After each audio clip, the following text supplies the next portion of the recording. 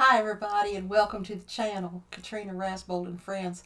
I'm not here with friends today, except y'all, and but I will be because you know what happened. This was a lot of fun. When I announced that I was going to be interviewing people and that I know a lot of really cool people, it was fun because people just come out of the woodwork to say, "Oh, I want to be on your show. I love what you're doing. I want to be there too," and that makes me real happy. So you're going to see even more fun people than what I initially thought you were going to see when I started the channel. So that's wonderful. In fact, this morning, this was cute, absolutely precious. So I had mentioned on the channel that I was going to interview Eric, my husband, and I didn't think too much more about it. And this morning, we were doing our kind of State of the Union discussions for the day. And because we always really try to start off the day together and end the day together so that we're just connecting and seeing how each other's doing. And you all right? Is there anything you need that you're not getting? Or is there anything that you want to do tomorrow that's particular? Anyway, so he says, so I heard you mention on your channel that you were going to interview me. And I said, well, yeah, I didn't ask you first. I just figured that, that you'd be down for that. He said, oh, yeah, that's fine. He goes, but when did you think you wanted to do that? And I said, well, I'm not doing live streams right now, so everything's recorded. So we can do it whenever. I mean, we can just do it whenever. And he goes, well, I don't want to keep your adoring public waiting. So he's all excited to meet and talk to y'all, which is great. So you'll see him popping in, before too long, real soon. So that was nice. So I've been reading all your comments. I will get in there and reply to the ones that have come up. But y'all have said the nicest things, and I appreciate that. And I just want to tell you, you see, I know the nicest people. And y'all are some of them. So thank you for doing that. And thank you for that wonderful, warm welcome that I received when I just stuck my old lady foot into the water of this whole. Yeah, it's not. I did learn it's not a podcast. Now, my brain said podcast, but we're not podding here. This is it's not. It's only a podcast if it's audio. If it's video, it's a blog or it's your YouTube show or whatever whatever that is. But I'm just going to refer to it as the show because I like how that rolls. Who doesn't want to have a show? So we got a show. Anyway, um, I, I lost my train of thought. But that's okay. So I'm just excited about it. I'm excited about all the wonderful things y'all have been saying, and I've been getting emails and messages, direct messages, and texts of people saying how much they're enjoying the show. So thank you for that lovely warm welcome. Now I'm going to change gears just real fast here because I want to talk about a subject that, quite frankly, in all of the years that I have been I guess you'd say public witch, where I've been teaching people in a bigger arena than just my living room, I have never taught on this subject. And I didn't Google anything. I didn't do any research on this before I just this second decided I was going to talk about it. So I apologize if there's errors in here, but I'm just going to be speaking completely from my own experience with this topic. And you might have yours, and if you do, put it down there in the comments because part of how we become a community is by talking about the different experiences that we've had. And this is a place where I want to hear those experiences. So the topic, are you ready for this, is familiars. Now, I don't know if you're familiar with the witchy version of the word familiar. I assume you are. Lots of people are. But the familiar is the little critter that is almost like a part of your spirit that's with you and lends energy to your spell work and gives you comfort and is just your all around, I'm going to call it a spirit comfort animal. And I've had I'm 60, I told y'all before, I'm 64. I've had a few familiars. I have not always had a familiar. And there's been long stretches of time when I did not have a familiar. And I've always had pets. But there's something different about a familiar. Now, I want to distinguish one thing right away. Now, there are pet familiars. And these are familiars that are your snake or your puppy or your cat or your iguana or whatever, some pet that you have that you connect with as being your familiar. That's different than having a pet. It's your familiars usually are your pets, but all of your pets are not going to be familiars. But there's another type of familiar too that I want to mention that comes out in literature and some of the, especially the older kind of magical books, and that is the thought form. Because sometimes you create a magical familiar through visualization and empowerment and that sort of otherworldly manifestation, and this thing just kind of follows you around all the time. I honestly believe that a lot of times the imaginary playmates that we have as children are either familiars that we created or were born with or came with us as we moved through the gate, or they're ghosts or people that others can't see that are existing on a different form. Now, what I'm thinking of is a little boy named Matthew. Now, I got to give you the family tree here real quick. When I was working at the Georgia Air Force Base Library in the early 80s, I met a lady named Peggy, and she's just amazing. She's passed now, but she was just lovely. And if you'll remember, in my intro video, I mentioned that I didn't have people to look to as I was aging, as I was growing and having a life and experience. Peggy was one of the people I could look to.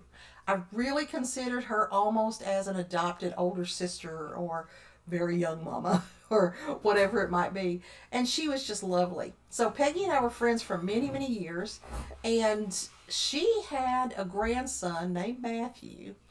And she raised her grandchildren. And Matthew had a pet bear. And nobody doubted or questioned Matthew having a pet bear. We could not see Matthew's bear. Everybody knew it was there. You left a space for Matthew's bear to sit. It followed him in the room. It followed him out of the room. And if you had any sort of clairessence to you where you could sense other things, there was a damn bear there. And that, I believe, was Matthew's familiar. Now, Matthew, of course, is a grown man now. I'm just wondering if that bear is still around or not. But there can be thought forms too, and some people will create a protective thought form to walk with them and take care of them and give them energy. But I'm not talking about the thought form familiars today. I'm talking about the little critters. Now, I also want to distinguish that a familiar is different than your spirit animal. That's a whole other thing. And a spirit animal is a breed or a type of animal, a species that you feel an affinity with. So somebody will have a spirit animal that's an eagle or a wolf. Nobody ever has a spirit animal that's a kangaroo or a platypus or anything like that. It's always something regal and amazing. But that's different. Having a spirit animal is different. Having a spirit animal means that you relate on some level to the energy of a specific type of animal. Now, the familiar is very personal to you. It's not a broad thing, and a familiar is not going to have usually more than one person at a time that they're attached to. There's thousands and thousands of people that have a wolf as their spirit animal. Most of them do not have a wolf walking around with them. In this case, we're talking about a critter that comes to you by some means and that is bonded to you on a spirit level. Now, I want to talk about my boy Elvis. Now, Elvis was a puppy that I had for around 18 years. Now, yes. Yeah, around 18 years. I got him when he was a year old. And Elvis was a full-blooded champion line Shih Tzu. Now, there's a reason why those animals are named Shih Tzu, and it's not about the language from which they derive. It's because they're a Shih Tzu. I mean, this is a common thing with Shih Tzus is that they have trouble knowing where to pee and where to poop. And Elvis wore diapers in my house from about the 4th or 5th month that I had him on, when I discovered that I was not going to be able to keep this damn dog from peeing on the trash can. So Anyway, I had Elvis. Elvis was my baby. He was my sweetheart, and he loved me, and I loved him, and he was just precious, and he was a dumb little thing, but I adored this dog. I finally lost him to old age. I was with him, held him in my arms when he died, sent Reiki to him so that he could have a safe and a gentle passage. It was just me and him because it was super early in the morning when he decided it was time to go. It was a very sacred thing, a sad thing, but a sacred thing. But Elvis was not my familiar. He was my best friend, but he was not my familiar. But this little asshole here, Brucifer Dax McDobby, he's my familiar. And you just feel it. You just know it when they show up. I had another animal that was my familiar that I only had for a short amount of time. And I think it came to me just because I needed company at that time and needed a magical boost. Now, I do not know, is cat. I don't know if this cat was male or female. And the reason I don't know is because the cat had been fixed, neutered, and the cat was so big and fluffy, I couldn't get in there to tell without it getting real creepy. And I never did take the cat to the vet because he wasn't with us long enough to do that, or she, or whoever. So what happened was, and this is very telling about a familiar, and I'm going to tell you some of the ways you can identify a familiar, but this is one of them. I had, at the time, a couple of cats. And I was okay with the cats. They're my pets. They're not my familiar. They're just my buddies. I had 4 dogs at the time. And we lived in the mountains. I mean back in the sticks in the mountains. So we didn't get a lot of, it's not like pets get dropped off there or anything like that. You know, you don't have this thoroughfare of feral animals coming through except for raccoons and bears and mountain lions and crap like that. So I was in my family room, which had French doors that went to the outside, and I hear this cat meowing. Well, I think it's my cat. I think it's Mama Cat outside. So I open the door. This strange ass cat just walks its ass into my house. And it was this beautiful, fat calico cat. And this cat just walked in and jumped up on my couch and looked at me like I owed it money or something. And I thought that was the most fabulous thing I'd ever seen in my life.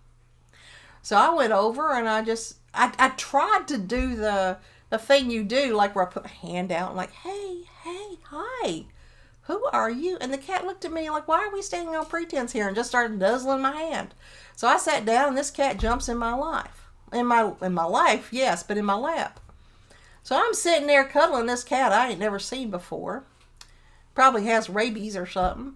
And Eric comes down the stairs and just froze. He looked in the family room on the couch and he just froze. He goes, what is that? Like, it's a cat.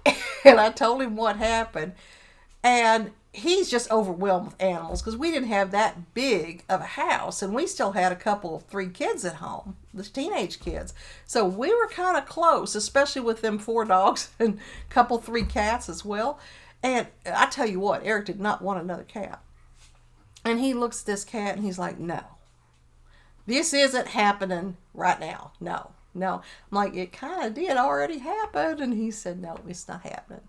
And he picks up the cat and he sets the cat outside. And I'm like, honey, I was doing a thing.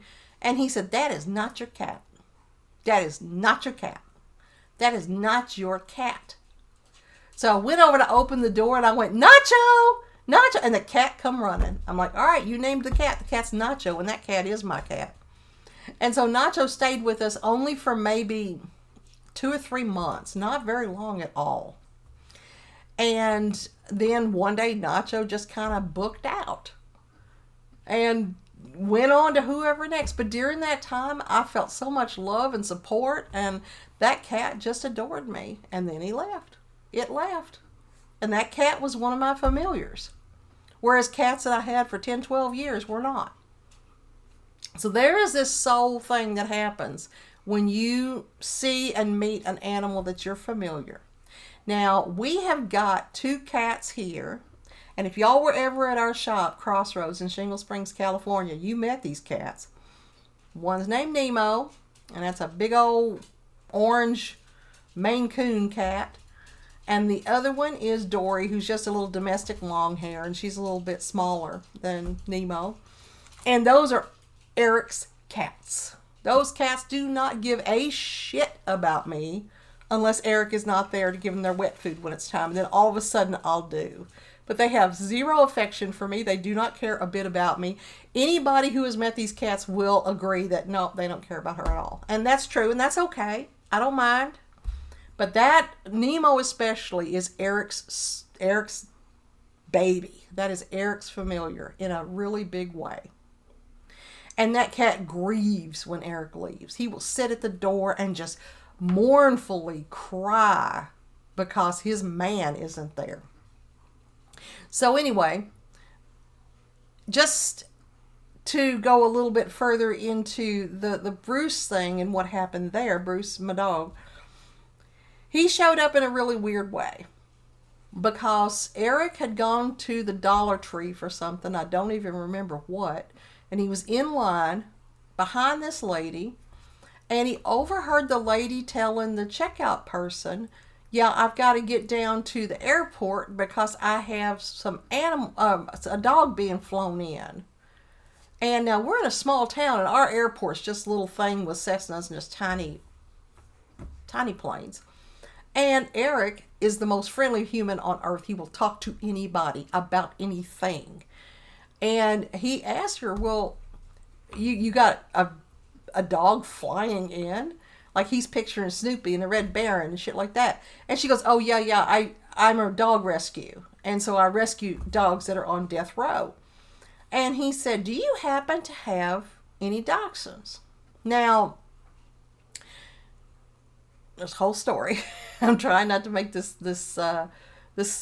clip too long, but when Elvis died, I said I wasn't going to get any more animals. And around a year later, I still didn't want any more animals. And I wrote a whole article on my Substack about why I didn't want any more animals, as far as, adopting more dogs in. And first thing, when Elvis died, Eric said, look, I know you're brokenhearted. We can get another dog if you want to. I was like, no, I don't want to. I'm tired of taking something out to pee every 20 minutes. I'm tired of not being able to travel. I don't want to be tied into an animal anymore. And he thought that was all right. So he's standing at a Dollar Tree knowing this, asking this lady if she has any weenie dogs. And that's because when I got Elvis, I was looking for a weenie dog, and I always wanted a weenie dog. My Aunt Betty had weenie dogs named Bobo and Rocky, and they were wonderful little critters. And I wanted a weenie dog named Lucy. And so he's asking, do you have any dachshunds? And she goes, as a matter of fact, I do. And I don't have an adoption fee. They've had their shots. They've been checked out by a vet. So if you want to see them, let me know. And so he's all excited at the Dollar Tree, and he comes home and he says, you're not going to believe what just happened. And sure as shit, I couldn't believe what just happened because it was just that Monday that I posted the whole thing in public on my Substack about why I was not getting any more animals. And he told me about it, and I'm like, shit. And so then, bing, bing, his phone starts blowing up, and he shows me pictures of this thing.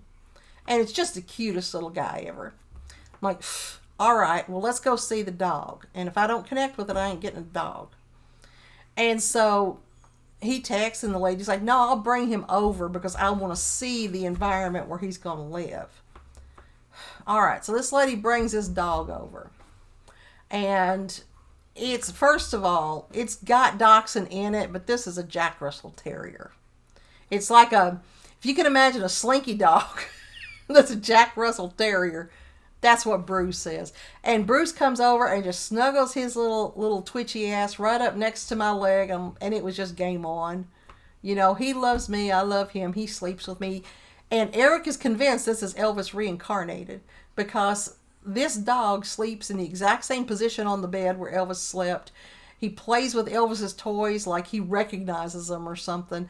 And he's a pain in my ass. You'll hear me fussing about him a lot when when I'm recording, because he's just click, click, click, click, click, click, click, click, click, and up here putting his nose on me and all kind of stuff like that.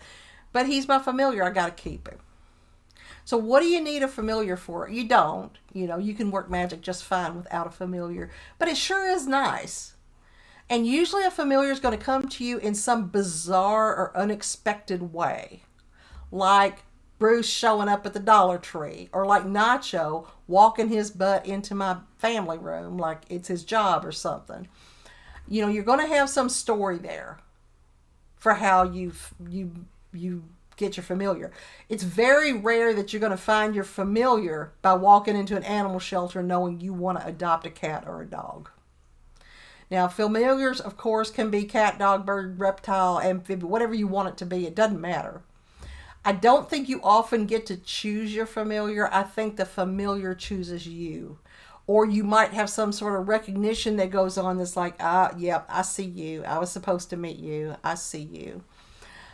Bruce is really into whatever magic I happen to be doing when I'm doing rituals for people and burning candles for people. He's right there, excited about what's going on. He tried to eat my tarot cards, but only one specific deck did he like. It was the old, the Marseille deck. And he just loved to get into my cards, which are back there behind me. And I had to put his cage, his crate, in front of the bottom shelf because that's where all my decks of cards are that are not in boxes.